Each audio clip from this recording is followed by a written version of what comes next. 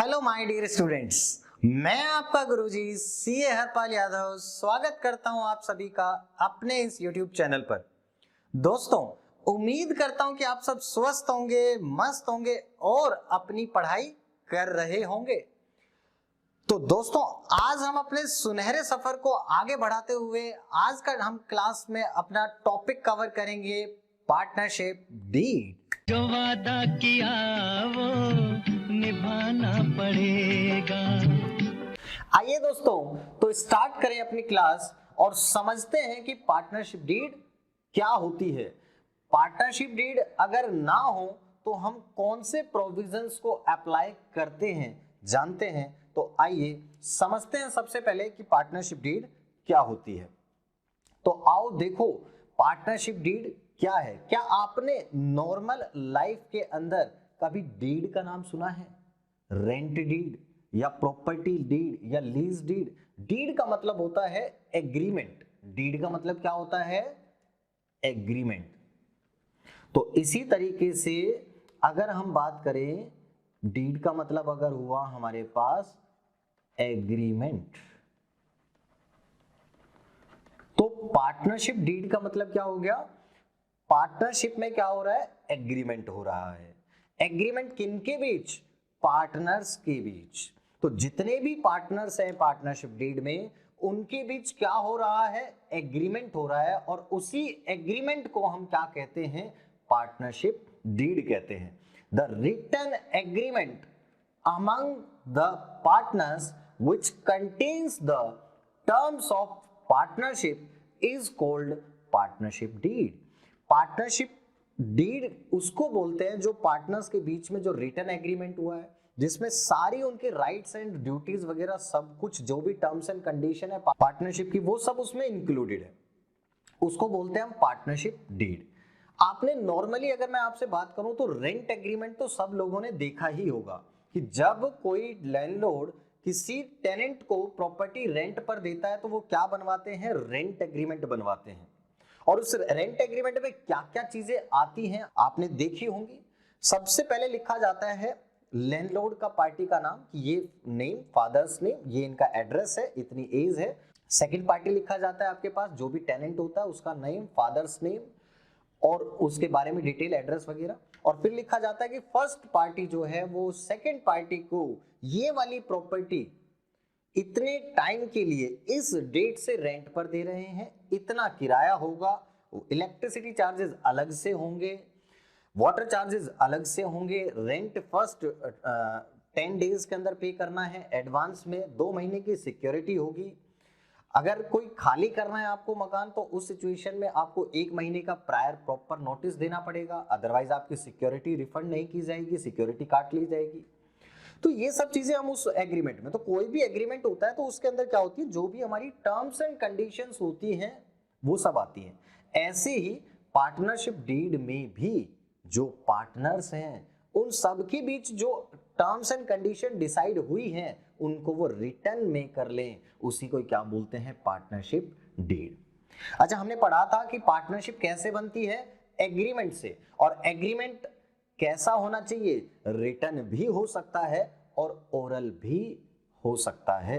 तो क्या written agreement करना कंपलसरी है? नहीं, बट क्या ये आपको एडवाइजेबल जरूर है कि आप रिटन एग्रीमेंट कर लें पार्टनरशिप, अगर पार्टनरशिप के फॉर्म में अगर आप बिजनेस करना चाहते हैं।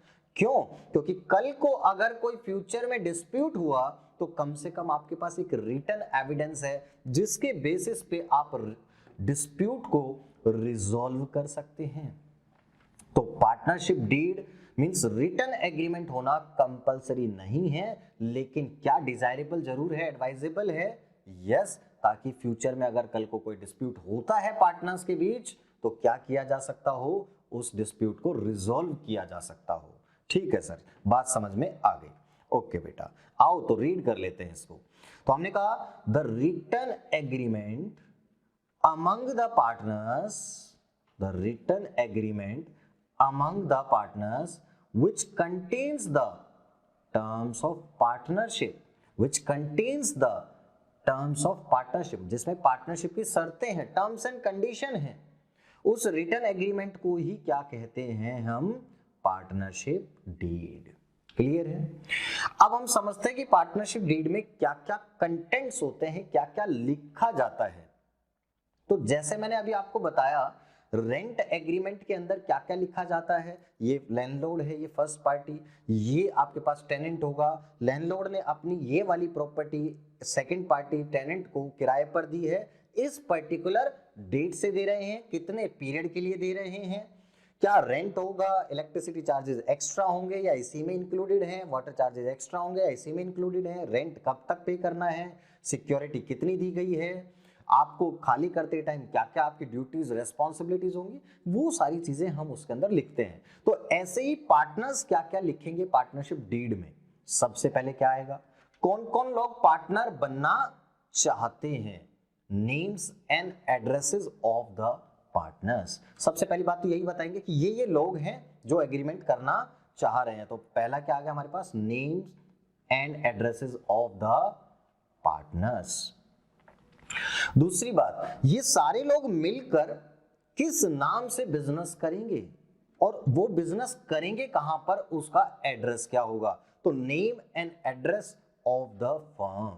तो फर्म का मतलब क्या होता है, फर्म का मतलब होता है कि जिस नाम से सारे पार्टनर्स मिलकर बिजनेस करेंगे। अगर हम और आप मिल जाएं और मान लो कि एक पर्टिकुलर नेम से स्टार्ट करते हैं कि अग्रवाल एंड सन्स, या आपके पास में कोई भी नाम हो सकता है, Yadav and company and this and company, कोई भी नाम रख लो आप। तो हमने कहा कि जिस नेम से, जिस कलेक्टिव नेम के अंदर सारे पार्टनर्स मिलकर बिजनेस करते हैं, उसी को क्या कहते हैं हम, पार्टनरशिप फर्म नेम बोलते हैं उसको, फर्म। आगे देखते हैं कि फर्स्ट कंटेंट आपने देख लिया, सबसे पहले कौन जो पार्टनर्स थे उनका क्या क्या एड्रेस था, जो पार्टनर्स बनना चाहते हैं उनका नाम एड्रेस आ गया। देन वो किस नेम किस एड्रेस से कहां पर वो बिजनेस करेंगे वो आ गया। बिजनेस किस चीज का करेंगे ये बताना पड़ेगा आपको, nature of the business, business किस चीज का करेंगे, नेचर ऑफ बिजनेस, बिजनेस कब से स्टार्ट करेंगे, date of commencement of business, business कब से स्टार्ट करेंगे, किसने किस पार्टनर ने कितनी कितनी कैपिटल लगाई है, capital contributed by each partner.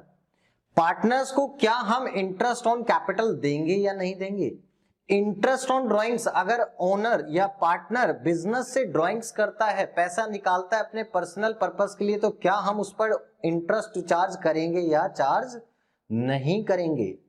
Interest on loan by a partner, by a partner का मतलब क्या हुआ कि पार्टनर ने अगर पार्टनरशिप फर्म को लोन दे रखा है तो क्या हम उसको कितना इंटरेस्ट देंगे, ये हम लास्ट लेक्चर में पहले भी पढ़ चुके हैं कि आपके पास पार्टनर का राइट होता है, अगर किसी पार्टनर ने पार्टनरशिप फर्म को लोन एडवांस किया हुआ है तो उस पार्टनर का राइट होता है कि उसको उस पर क्या मिले, इंटरेस्ट मिले, किस रेट से, एग्रीड रेट से, और अगर एग्रीड रेट ना हो तो 6% पर एनम से, मतलब हम टाइम को कंसीडर करते हैं, पर एनम का मतलब होता है पूरे साल के लिए लोन दिया तो 6%, अगर साल से कम के लिए दिया तो आपको इंटरेस्ट को भी प्रोपोर्शनेट करना पड़ेगा।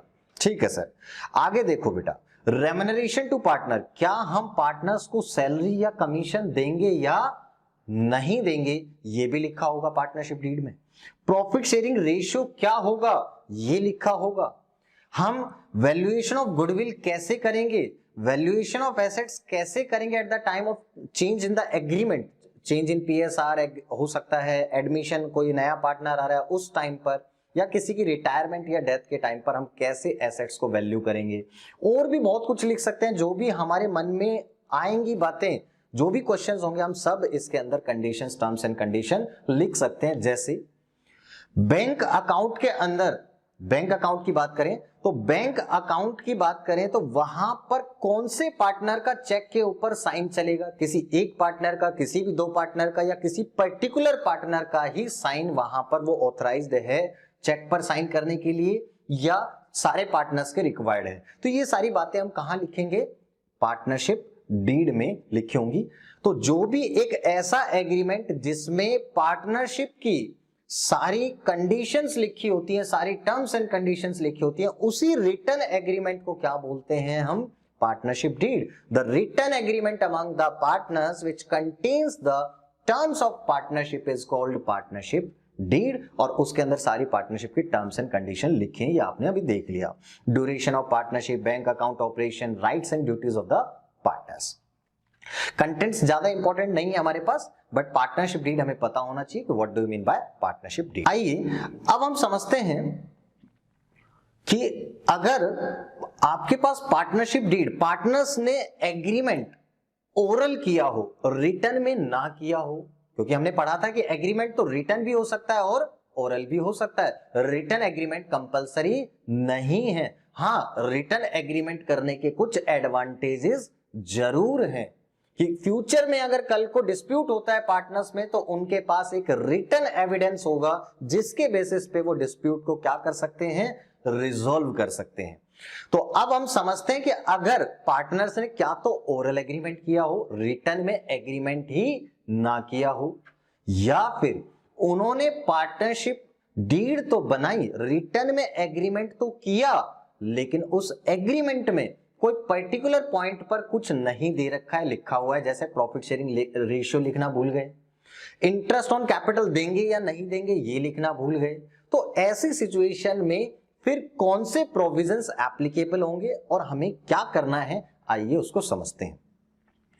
तो हमने पहला तो देखा provisions in absence of partnership deed और if the partnership deed is silent. अगर पार्टनरशिप डीड ना हो, दो चीजें हैं इसके अंदर, आप देख लीजिए। एक तो है एब्सेंस ऑफ पार्टनरशिप डीड, अगर पार्टनरशिप डीड हो ही ना, और दूसरा है हमारे पास अगर पार्टनरशिप डीड क्या हो? साइलेंट हो। तो दो चीजें, क्या तो रिटन एग्रीमेंट कर ही नहीं रखा पार्टनर्स ने, या रिटन एग्रीमेंट तो किया है लेकिन उसमें कोई पर्टिकुलर बात लिखना रह गई जिस पर हमने कोई एग्रीमेंट नहीं किया है, तो क्या चलेगा? Then the provisions of the Indian Partnership Act 1932 shall apply। अगर कोई पार्टनरशिप डीड नहीं है या पार्टनरशिप डीड है बट वो पर्टिकुलर प्रोविजन के रिगार्डिंग साइलेंट है, ऐसी सिचुएशन के अंदर किसके प्रोविजंस एप्लीकेबल हो जाएंगे? Indian partnership act 1932।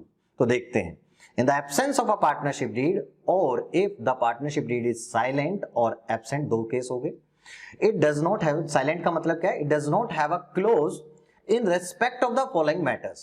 Then the provisions of the Indian Partnership Act 1932 shall apply। और ये क्या कहते हैं, ये समझते हैं। अगर पार्टनरशिप डीड नहीं है या पार्टनरशिप डीड में प्रॉफिट शेयरिंग रेशियो नहीं लिखा हुआ है, तो फिर पार्टनर्स किस रेशियो में प्रॉफिट को शेयर करेंगे?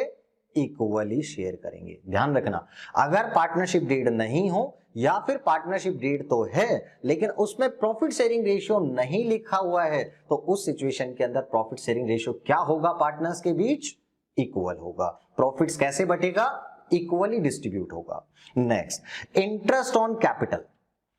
ओनर जो पैसा लगाता है उसको बोलते हैं हम कैपिटल। तो क्या हम उनको इंटरेस्ट देंगे अगर हमने पार्टनरशिप डीड में नहीं लिखा हुआ है या पार्टनरशिप डीड है ही नहीं? तो उस सिचुएशन में हम उन पार्टनर्स को इंटरेस्ट ऑन कैपिटल नहीं देंगे। इंटरेस्ट ऑन ड्राइंग्स, जो ओनर्स ने, जो पार्टनर्स ने पैसा निकाला अपने पर्सनल पर्पस के लिए, क्या हम उनसे इंटरेस्ट चार्ज करेंगे ड्राइंग्स पर? नहीं। अगर पार्टनरशिप डीड नहीं है, पार्टनरशिप डीड है और उसमें हमने नहीं लिखा, तो उस सिचुएशन के अंदर इंटरेस्ट ऑन ड्राइंग्स चार्ज नहीं होगा। Next, remuneration to partners. Remuneration का मतलब होगा सैलरी या कमीशन। अगर पार्टनरशिप डीड ना हो या पार्टनरशिप डीड साइलेंट हो regarding the remuneration to partners, तो हम पार्टनर्स को सैलरी या कमीशन भी नहीं देते हैं, not allowed. And last most important, interest on loan bye partner. Bye partner मतलब लोन पार्टनर ने फर्म को दे रखा हो तो उसके ऊपर उसका राइट है कि उसको क्या मिले? इंटरेस्ट मिले। ये हम पहले भी पढ़ चुके थे, एग्रीड रेट से। और अगर एग्रीड रेट ना हो, एग्रीड रेट होता तो वो पार्टनरशिप डीड में लिखा होता। अब क्या तो पार्टनरशिप डीड ना हो या फिर पार्टनरशिप डीड तो है लेकिन उसमें हमने लिखा नहीं है कि इंटरेस्ट कितना देना है पार्टनर को लोन के ऊपर, तो फिर कितना देंगे? At the rate 6% per annum. Per annum का मतलब क्या हुआ कि हम टाइम को कंसीडर करेंगे।